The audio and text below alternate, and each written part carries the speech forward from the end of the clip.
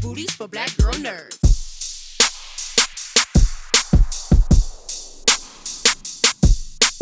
Thank you so much for taking the time to speak with me. I appreciate it. Thank you.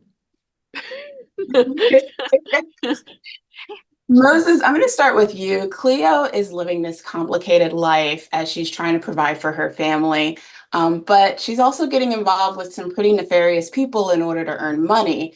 So, knowing the risks that she's taking, what do you think ultimately drives her actions in this story? I think the thing that drives her actions is, her children. She has a son with sickle cell, and it comes at a cost to give little people the life that you want them to have, and she's willing to do that. Sometimes in ways that don't make a lot of sense to other people, but it's all she feels that she has in the moment. Indeed. Natalie, Maddie too is also a risk taker in the fact that she gets involved in this interracial relationship with Ferdie. What do you think her motives are? Is it that she's in it for the thrill, or is there something else?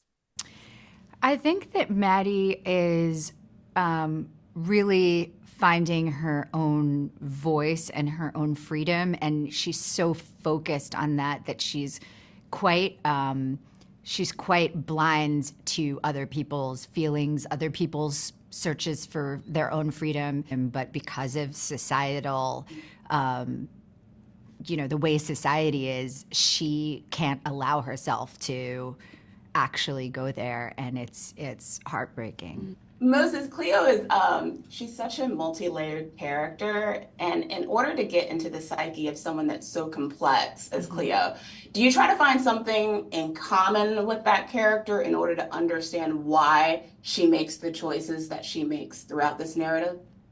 I think the thing that was paramount for this was allowing myself to be open enough to where you can sort of tap into that place where anything can kind of happen and you don't know exactly what, or if it'll happen like at all, sort of, but like leaving room for magic is how I would put it. And I feel like, the people that worked closest with me, my hair, Amber, Cool, Tirza, Aaron, sort of, there was no I guess we sort of had our own speak, I guess. So there was room to let it breathe in a really beautiful way as well. And kind of the same question for you, Natalie. I'd love to ask, like Maddie, Maddie, she's a very flawed character, yet she does have redeeming qualities. So, what did you see in her that you saw in yourself? So on myself, I don't like to draw parallels to myself with my characters, because I think that I actually go towards characters usually that are very different from myself. I'm like, I want to be me in my real life, and I want to explore things that are not like me and in my work.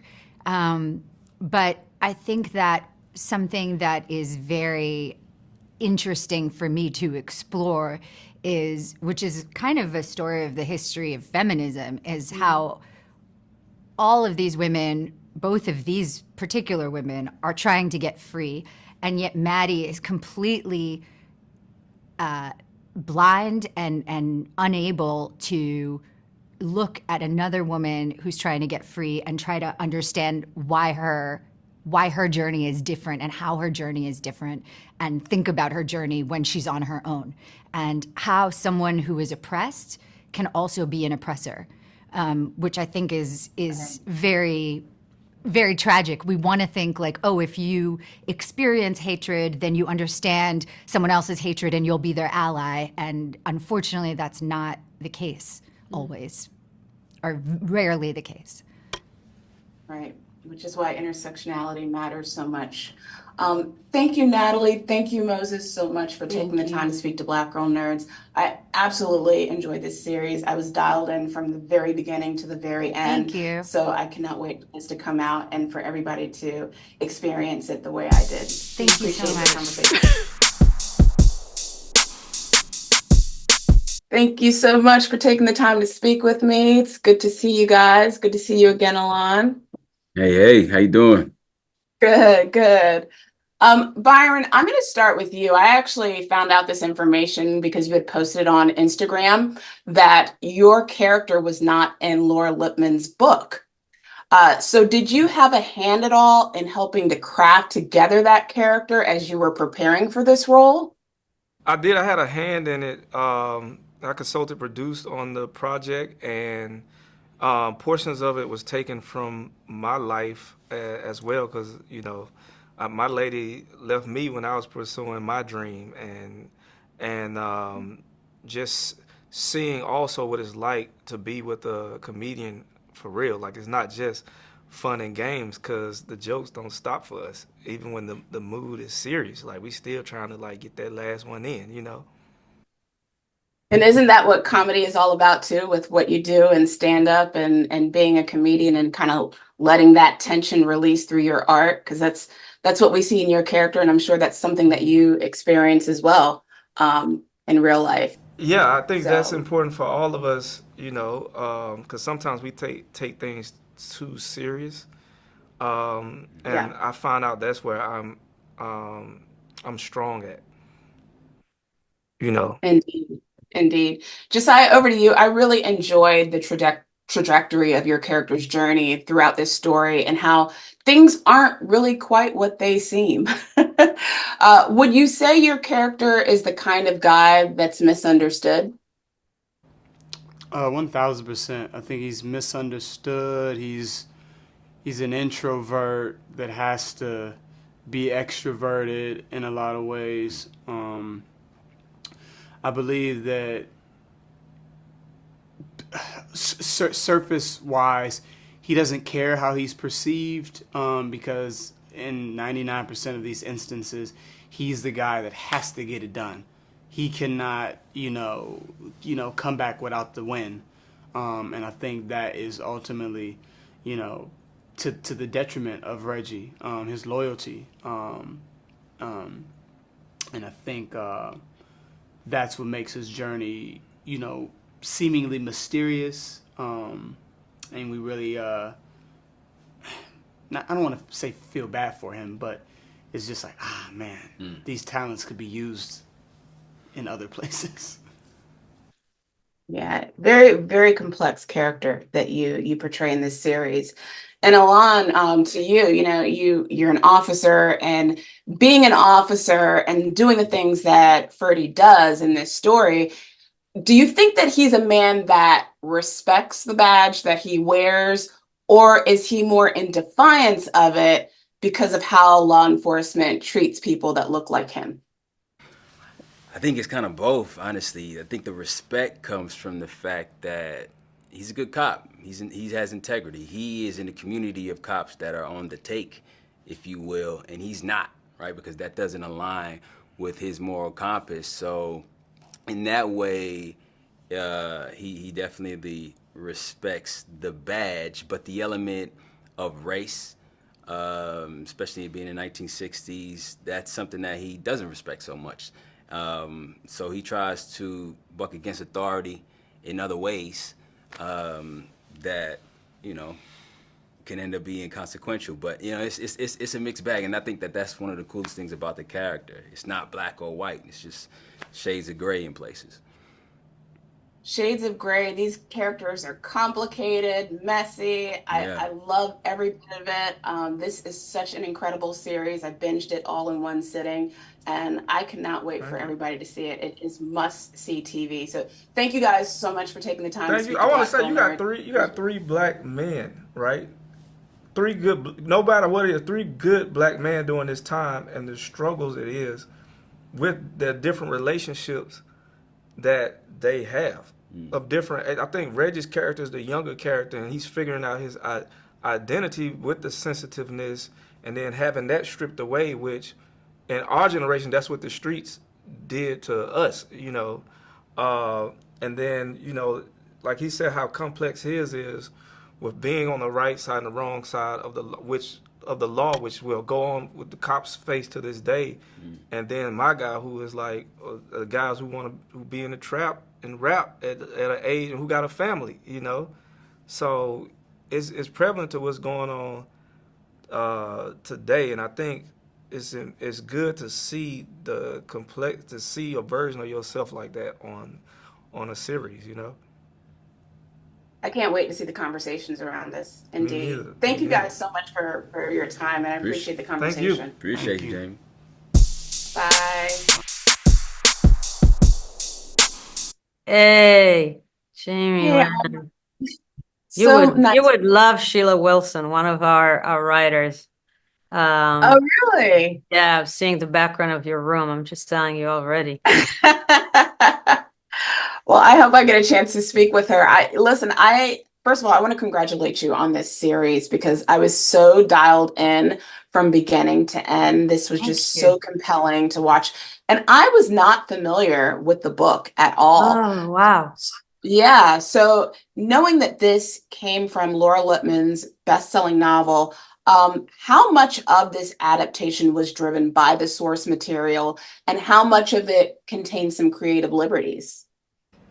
Thank you for that question. Well, you know, Laura's book is the reason we're all here. I read that book and I fell in love with Maddie Morganson and Cleo Sherwood at the time, now Cleo Johnson, because I married her to Slappy Dark Johnson, who is my partner in real life, Byron Bowers. But the source material has the themes and the inspiration for this show, but Laura Lippman has given us complete freedom for me to reimagine it. We kind of, I think, went with something that is a lot more twisty and turny and just has an incredible amount of, you know, I guess, tension and mystery that kind of pulls you in through the whole thing. And also, the whole world of Cleo Johnson was written for the show. A lot of new added characters, new storylines, new ending. And so it's very much a reimagining of that part of the book and of the story itself. Yeah, I love the plot twists and the different turns that happen in this story, which threw me way off. So I can't wait to hear and see people's thoughts online when this series launches. Oh, I can't wait You- too. And a new ending, which I think is really always challenging for book lovers, but we're going to see how it goes down. Yeah, indeed. Now, you have a background as a music video director. Did that help inform your vision and direction for the visuals? Because the visuals in this is beautiful. Always. For many of the scenes. Always. I wouldn't be where I am today without music. Music is, just one of the things that make it worth living. Also, I wouldn't probably be here today without a lot of black women singers. I wouldn't be, who I am without Nina Simone, without Sade, without Lauryn Hill, without, Erykah Badu, without all of these women that have saved me and informed who I am and made me understand things I could never understand without them. So this show is a love letter to them too. And music has been pivotal to the way I create images, like you said, because of music videos, but also because it is the essence of everything I do. And jazz at large is such a big inspiration for this show, obviously, and it explores a time in Baltimore when Penn Avenue was the mecca of jazz, which not a lot of people know about this country, the culture that went with it, the beauty, the tragedy. So all of that is hopefully in this show and kind of gets treated with some depth and some understanding of the correlations between those things and how it affected people at the time living through all of this. Oh, wow. I love that you said that this is a love letter to those incredible artists that you named. And So the many ensembles- others. I literally only named a fragment of the many women that this is a love letter to. Yeah. Billie and, Holiday. I think Billie Holiday. I mean, yeah, those women have definitely had a huge impact on me as well. So that's incredible to know that fact about this series and about you. Oh, And the ensemble cast is so incredible in this series, working with talented women like Moses Ingram and Natalie Portman and Elon, Noel, and oh others. man, Ellen You Noel, feel- Josiah Cross, Dylan many. Arnold, We can Noah just go Jupe. on and on. Oh man, this cast, Brad Gelman. I mean, everywhere you look, you're just like, this is a star right here. You know what I mean? This is a star. There are no Remarkable little act- parts in this show. Do you feel challenged as a director working with such incredibly talented actors, or does it No. make your job easier? No, that's the gift. That's the gift of coming in the morning, is to meet these artists, these players, these children that love to play, you know, and see them at action. They're masterful. They're charismatic. They are. That was the beauty every day, just to work with these actors. Can't wait to see them again, you know, in action. And I was honored to work with Natalie and Moses Ingram, and just seeing them birth these women, you know, on screen every day. Can't ask for anything more. Everything else is a challenge. This is the gift. Well, this show is a gift. It's such an incredible story. It's so thought-provoking. Thank you. Has so many different layers to it, and I really cannot wait for people to see this show. I wow. really want to talk about it, but I know I can't. So, Alma, Thank thank you so much for taking the time to speak to Black Girl Nerds. I really Thank appreciate you, the and thank you for conversation. your cool as hell publication that we all love. Oh, thank you. Thank you so much. I appreciate it. You have a great day. Bye.